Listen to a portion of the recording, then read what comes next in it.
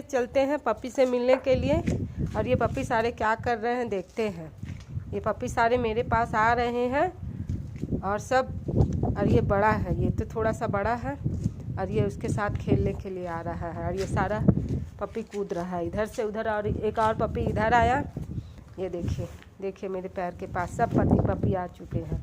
और इधर एक पपी है, अब एक पपी। इन लोग का यही काम ही है, देखिए ये काम ही है, ऐसे ही इन लोग खेलते हैं।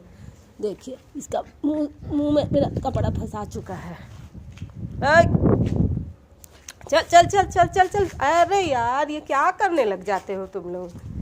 इन लोग से छुटकारा पाने के लिए मेरे पास मौका ही नहीं हो पाता है।